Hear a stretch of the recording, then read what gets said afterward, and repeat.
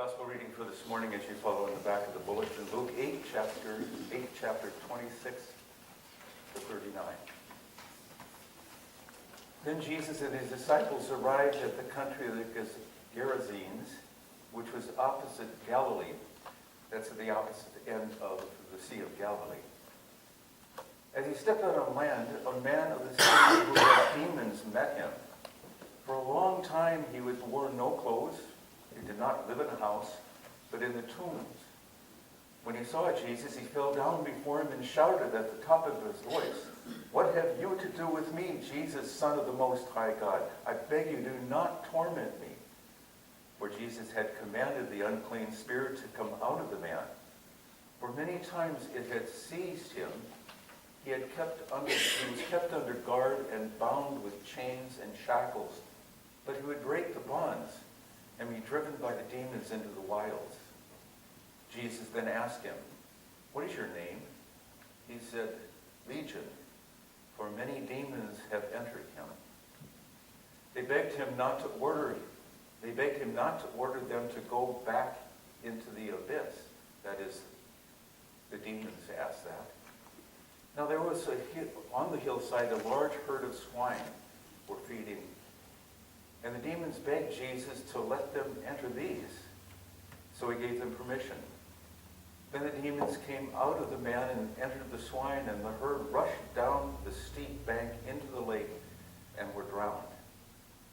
When the herders, I guess it is, saw what had happened, they ran off and told it in the city and in the country. Then the people came out to see what had happened, and when they came to Jesus, they found a man from whom the demons had gone sitting at Jesus' feet, clothed and in his right mind. And they were afraid. Those who had seen it told them how the one who had been possessed by the demons had been healed. Then all the people of the surrounding country of the Gerasenes asked Jesus to leave them, for they were seized with great fear. So he got into the boat and returned. The man from whom the demons had gone begged that he might be with him, but Jesus sent him away, saying, "Return to your home and declare how much God has done for you." So he went away, proclaiming throughout the city how much Jesus had done for him. The Gospel of our Lord. Thanks be to God.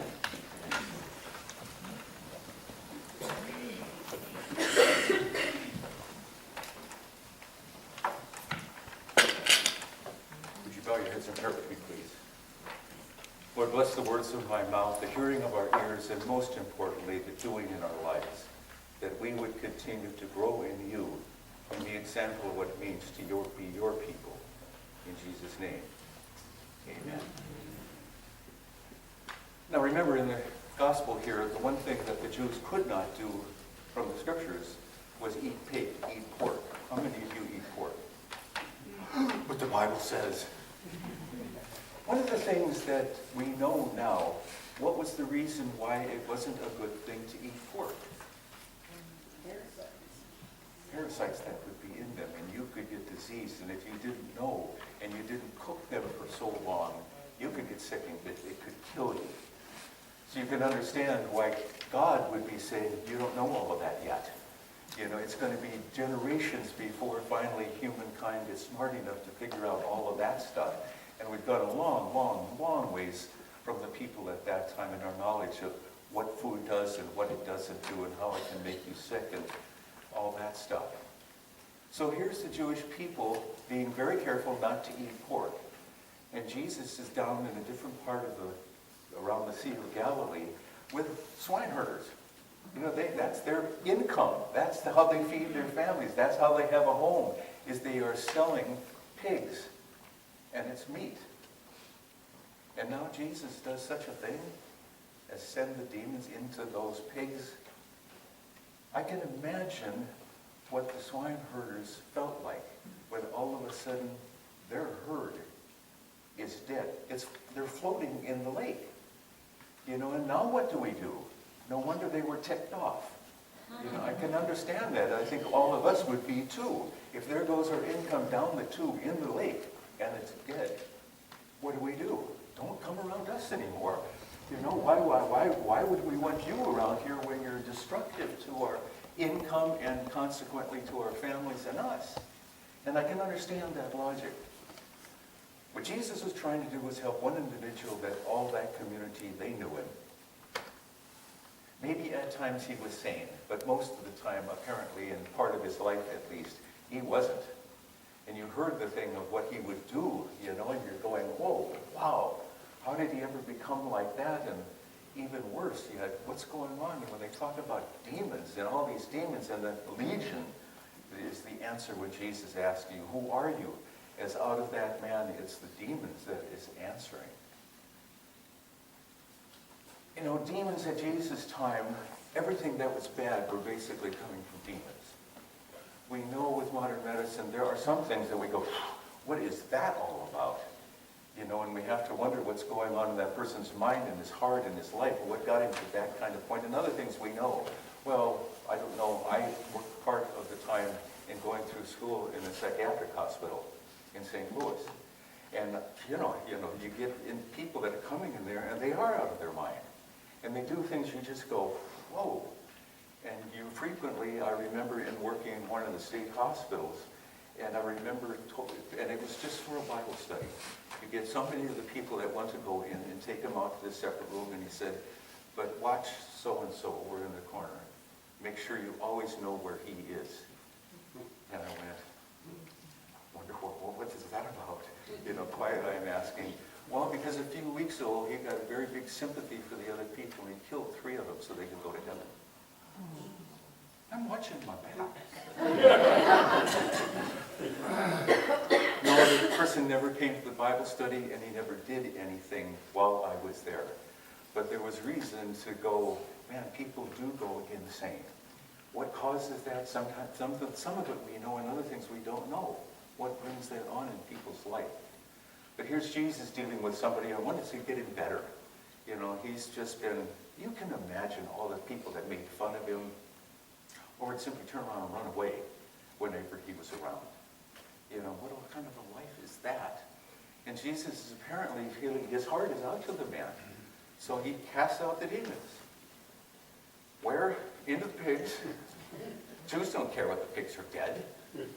They're not supposed to be eaten anyway because it can kill you eating them. But now here in the end of this part, he's talking to the man. And do you remember what he says this man is to do? At the very end, the man from whom the demons had gone begged that he might be with him, with Jesus. Like the disciples. When Jesus was with the fishermen, he asked them to come with me, be my disciple, follow me. And they did. And here's a man that's asking to go with Jesus, and he says, no, you go home. But I think Jesus had some clear reasons why. The whole community that knew him, and when he had gone out of his mind, when the demons had entered him, he knew going back home, they were going to have the same attitude towards him as they had. And why don't you just stay in the wild? Stay in the tombs. We're scared of you. You make us not just nervous, but fearful. So stay away. And now he says, go into that community. You got to wonder, how are they going to respond? Oh, here comes Joe, and I'm out of here. But then he comes back, he's dressed, he's different. He's normal again.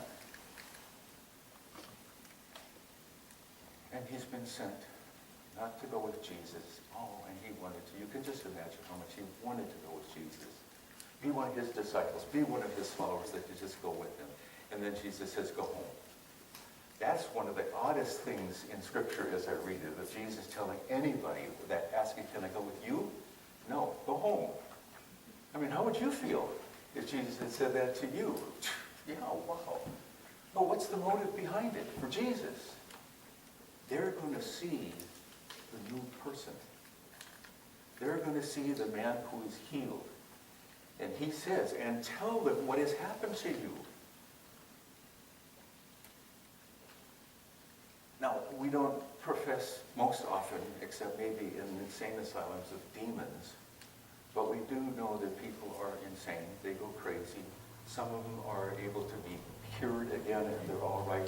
May have to stay on medication the rest of their life, but they're better again. Imagine being one of the people that have known him and seen him naked, running around in the tomb, sleeping out in the wild, da-da-da, and the list goes on. And you just kind of want to gawk at him from a distance and see, what is he doing today, you know? Rather than accepting him as a person, as somebody of value and worth. But imagine walking and seeing him, now he's normal. He's dressed, he's talking normally. It's kind of like, this isn't the same man. And Jesus said, what? But want to tell them what has happened. So now he becomes one of the first disciples that actually goes out into the community that he's come from. All those people know him. They know him well. And you can imagine now what they're trying to go, what happened? It's good to see you like this. You're dressed, you're normal again. And that's what Jesus was about. Get the message over to them.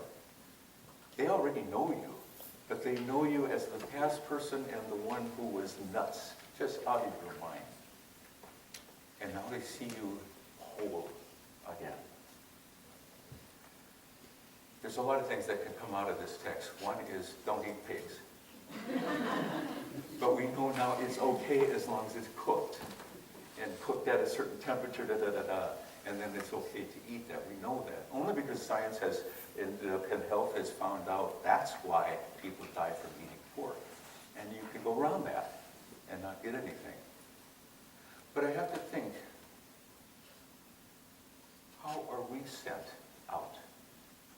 Because Jesus is asking us the same thing every day. Go out and be a witness for me. Go out and speak for me. I'm there not in person. I'm there in your spirit. I'm there within you, and I want you to go out to your community who already knows you. And hopefully then, because of your care and your love, they will listen to your proclamation, listen to what you are telling them about how God in Christ has changed your life and led you through life. It was a number of years ago, a good number of years ago. I mean, older I get to go further back. But Phyllis and I, my wife, we were on our way from St. Louis at the seminary, and I think at that point, and I'm getting two events in our life a little mixed up, but we were heading from St. Louis, Missouri to Kansas City, and then going north up to where I had done internship, and that was in eastern Montana. Plenty Woods, Sidney, and Fairview was three towns that I was doing with another pastor, and I was just the vicar, as they call it in the Missouri Synod. And we were heading down, we decided to leave late, no traffic, we could just go. And what hadn't dawned on me, as we got to Kansas City, we needed gas. Gas stations closed. Gas stations closed. Gas stations closed. They're all closed. And we hadn't remembered that the race riots were going on in Kansas City at that moment. No wonder everything was closed. Now I did get gas. And it wasn't too long heading north, and then, RVW bug just went down to a stop. We're out in the middle of farm country. We don't know where towns are. We don't know where anything is. But here it's late at night. So, being the husband and being, I guess I'm going to make a decision here. And there isn't hardly any traffic at all. Well, there's a road right there. Let's start walking. And we walked, and we walked. I have no idea. It wasn't like miles and miles, but we walked a good distance. And we could see, because there was, in a distance, we saw a light. Go to the light. We didn't see any other farmhouses or anything. But here was a little bar out in the middle of nowhere. It seemed like the middle of nowhere. In the dark, it seemed like in the middle of nowhere. And I'm going, okay, I've got my wife with me. And she's very good looking. At that age, she was really good looking. And she's going, and she was. And I'm nervous going into a bar where I sexy little gal beside me. And I'm going, okay, take a deep breath. Lord, be with us. And I walk up and I walk in and everybody in the bar turns around and looks. I'm, oh man, don't need this. I was hoping a little bit quieter. And one guy gets up out of his seat, comes over and he says, can I help you? And I tell him the situation. He says, come out and get in the pickup. I've got some extra gas in the tank in the gas can in the back. I'll drive you to your car and then you can get to the next place. And I went, it could have been a whole different scenario. And I had imagined all these different terrible things that could have happened. So he takes us there. And I'm having to go ever since. Look at how God can move.